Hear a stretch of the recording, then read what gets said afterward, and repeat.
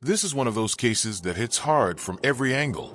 An attempted murder, innocent lives shattered, and a courtroom now deciding just how severe the consequences should be. At the center of it all is Olivia Twindon, a woman accused of unleashing violence in a moment of rage. But what's even more shocking is what comes after. Prosecutors say she shows zero remorse. The defense paints a very different picture. And as emotional victim statements collide with legal strategy, the judge is left balancing justice, accountability, and the future of everyone involved. So the real question is, does this case call for mercy or the maximum punishment? Let's break it down. This is State of Ohio versus Olivia Twindon. We're here for sentencing. Mr. Goodyear, are there any statements from the victims? Judge, yes, I would actually like to speak first, and I'll have them come and speak to you if that's okay. That's fine. I want to start by saying that we're asking for restitution for two separate victims in this matter. I think it's part of the pre-sentence investigation, but there's a request for $750 to Pamela Wadsworth for damage that was caused by the defendant when she had the accident you heard testimony about, and then $1,390 to Daniel Johnson. I want to talk about allied offenses. The state concedes that the two felonious assault charges that the defendant was convicted of are allied to the attempted murder charge. So the state is electing to go forward on sentencing on the attempted murder and the firearm specifications that are attended to that charge. And we recognize that the two felonious assaults would merge with the attempted murder. However, Judge, count 4, which is illegal discharge of a firearm into a habitation, I think is not an allied offense. If there is a separate identifiable harm by each count, then there are not allied offenses. And I think you recall, Judge, from the testimony that the victim obviously was shot in the abdomen. That a bullet that entered his body and never exited. The fact that there was another bullet that caused damage to the door frame, entered the home, and that fragment was found inside the house that then was submitted to the lab, and they said that that bullet was fired by the gun found in front of the motor vehicle she was driving.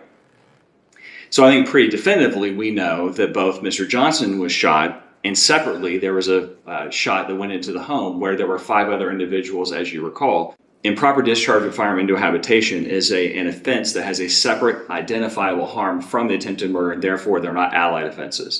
So I don't think there's any doubt, and I don't think the court would say there's any doubt that he suffered serious physical harm, serious injury. And then the second question is, well, we have a defendant who has no real substantial prior criminal history, but we have a very, very serious case. And so where does that sentence lie? How should the court balance those things? From my experience, not only dealing with this case, but having listened to both the jail calls and the home wave calls that she's been engaged in, the defendant has since the time she was convicted, she has absolutely zero remorse for this offense. Let's pause right here, because what the prosecution is doing is extremely strategic. They're not just arguing facts, they're shaping perception by emphasizing zero remorse. They're signaling to the judge that this isn't just about what happened, but who the defendant is right now. And in sentencing, that matters a lot. Courts often weigh remorse as a key factor in rehabilitation potential. But here's the twist. They're backing it up with jail calls, which can be powerful, but also selective. So now the question becomes, is this a fair representation of her mindset or a carefully curated narrative? What do you think? Should private conversations carry this much weight in court? I can say I don't know that I've ever heard someone with less remorse than she has for this offense. I want to play one for you, which I think sums up her attitude, and I think frankly is indicative of the way she views this case in total. This is going to be her and her mom talking about the reaction to the verdict. Your buddy said he's been on Facebook and nobody's posted anything. Not yet. I just can't believe, how nobody was thrilled when this is what they wanted.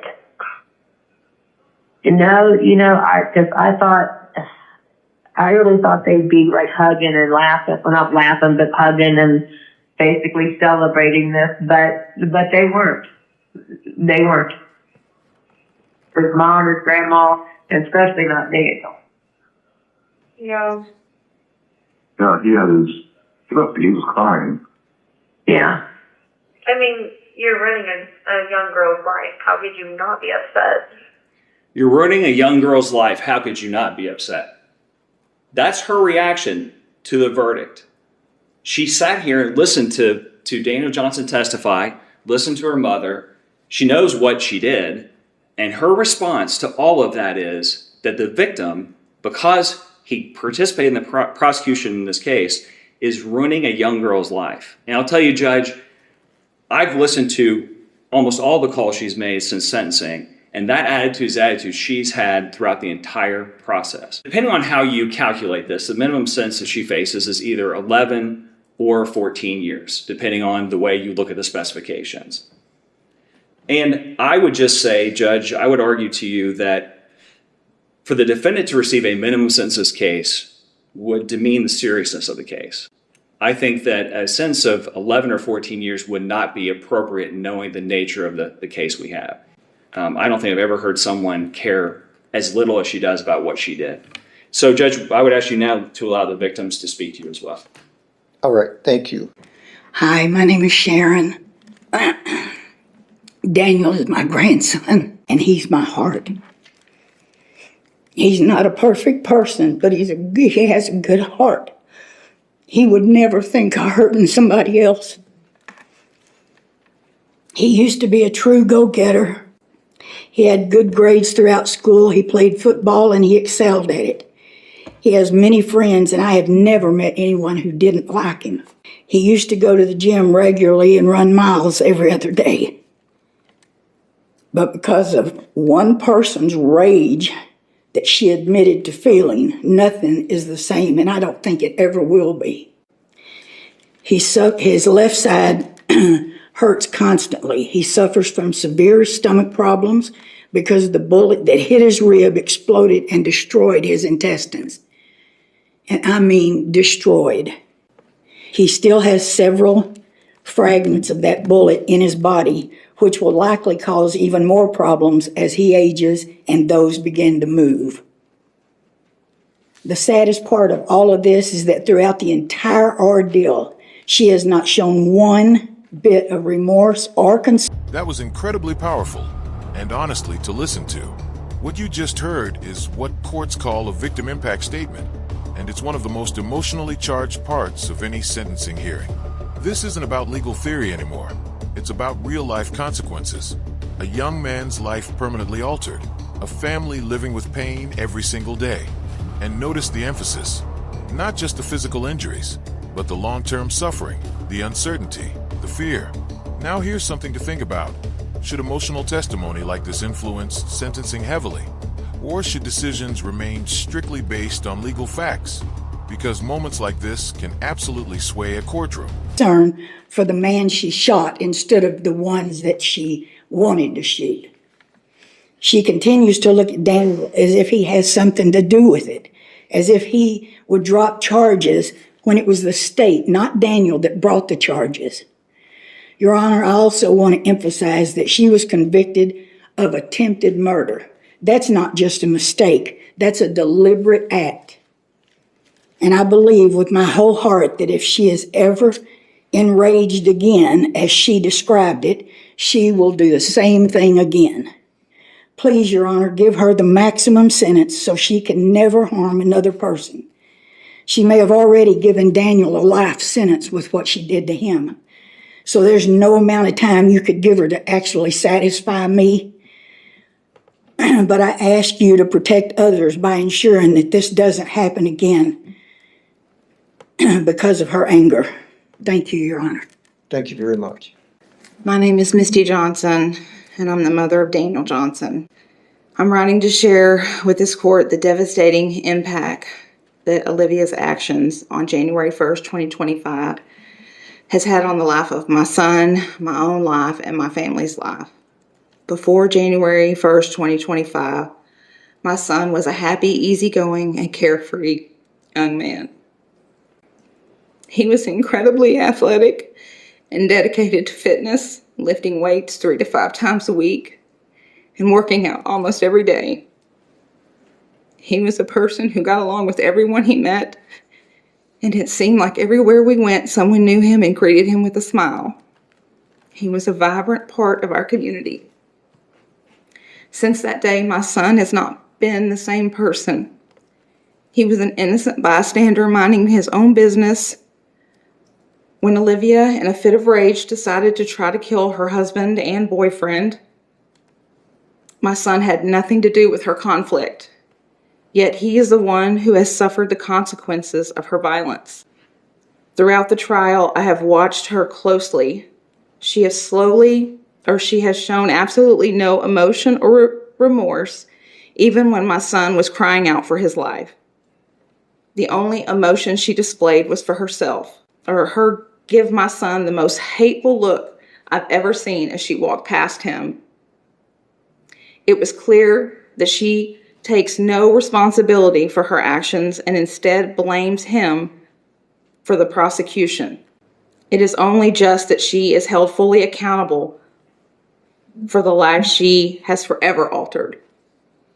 Your Honor, thank you for considering the impact on our lives during your sentencing. Thank you, ma'am.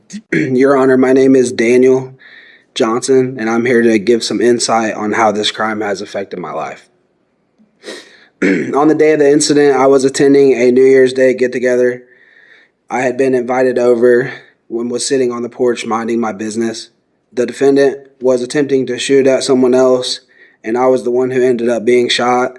In that moment, my life changed for reasons that had nothing to do with me. Since that day, I've had to live with the physical and emotional damage. I was shot in the stomach. I had multiple surgeries.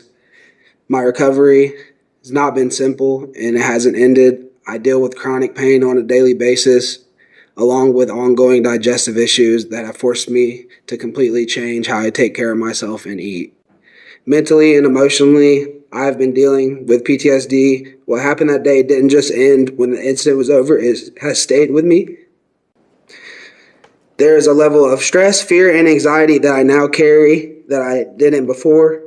What makes it especially hard is knowing that I was completely uninvolved. I was simply in the wrong place at the wrong time, and I'm the one who will have to live with the ramifications. Olivia has not shown any level of respect to myself or my family. I have not received an apology in any form or fashion. I do not hate her or have any evil feelings in my heart towards her or anyone associated with her, for that matter. I truly am just sad, and I wish that things were different and this would have never happened. Thank you, Your Honor. Thank you, sir. As it relates to the allied offenses, it is our position that the discharge of a firearm is, in fact, or we would ask Your Honor to find that it is an allied offense of the attempted murder count, in light of the fact that under what the state has presented in their sentencing memorandum in the case law, you are to look at the conduct of the defendant in determining the position on the allied offenses. As it relates to conduct, from what was presented at the trial, there were at least 2 shots that were fired off in quick succession. The conduct as a whole and the fact specifics where there is some type of a heated argument that has occurred and shots that are fired off in quick succession pursuant to State v. Johnson, that all of that taken can mean, of course, that there would be allied offenses. So as it relates to the other victims, certainly the intention was not to harm anybody inside of the home. This was not something where there was a shot and then shortly thereafter there was a break in another shot that would have hit some surrounding property. Everything happened all in quick succession, all the same course of conduct. And so we would be asking that it be an allied offense. It's easy to cherry pick a call and indicate that there's a lack of remorse. I think what is relevant to Ms. Clendenin is actually what was presented during trial during her interview with the officers. And as soon as she found out that Mr. Johnson was hit, her actual reaction was, "Oh my God, is he okay?" And she was inquiring of the detective as to his status. Now, over time, Now this is where the defense steps in to shift the narrative, and they're doing it in a very calculated way. Instead of denying the severity of the crime, they're reframing the defendant as someone who made a terrible mistake, not someone inherently dangerous. They highlight her background, her education, her community involvement, all classic mitigating factors.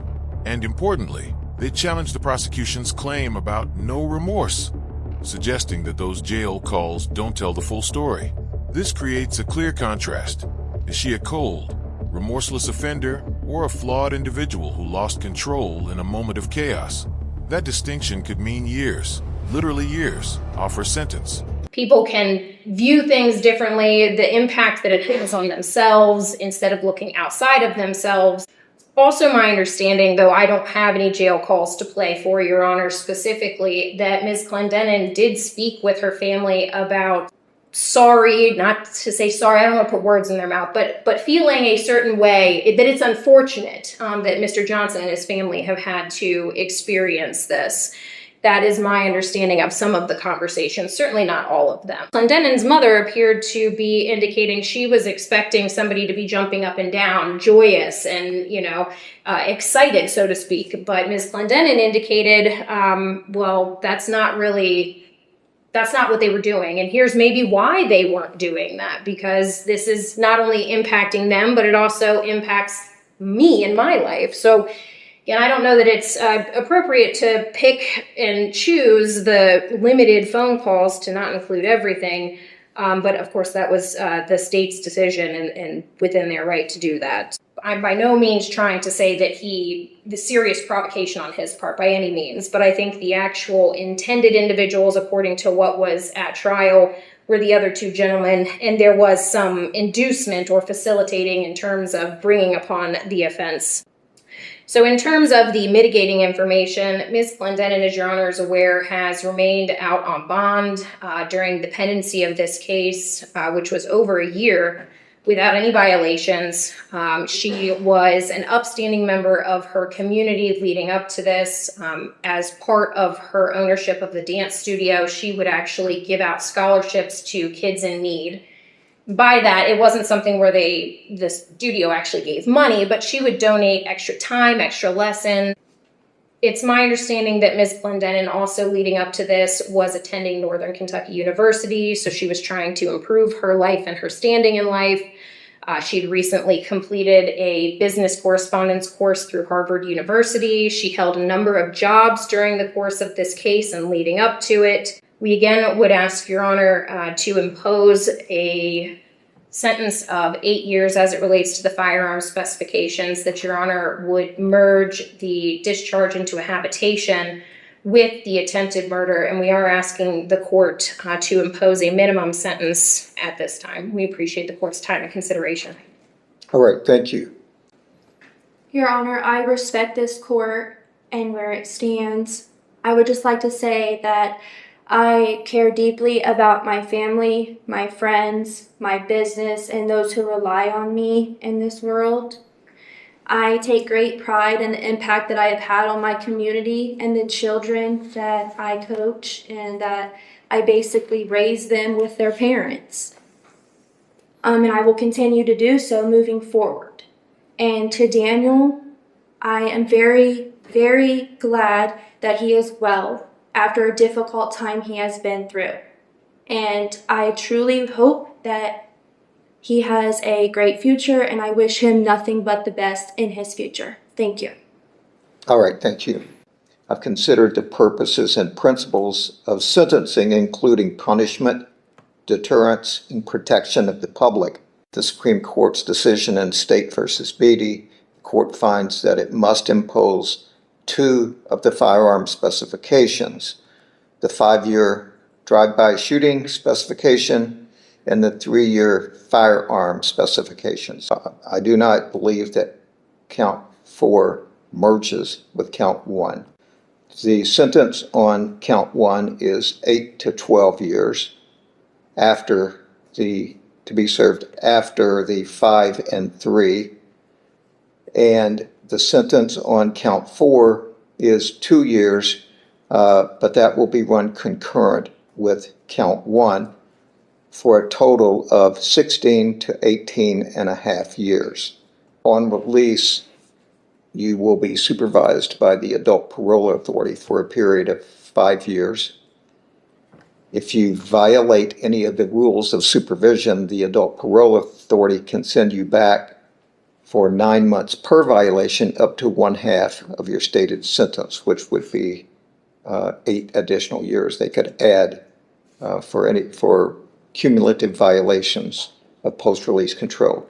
It is rebuttably presumed that you will be released from service of the sentence after serving the 16 years. The Department of Corrections, however, may rebut the presumption if, at a hearing, the department makes specific determinations regarding your conduct while confined, your rehabilitation, your threat to society.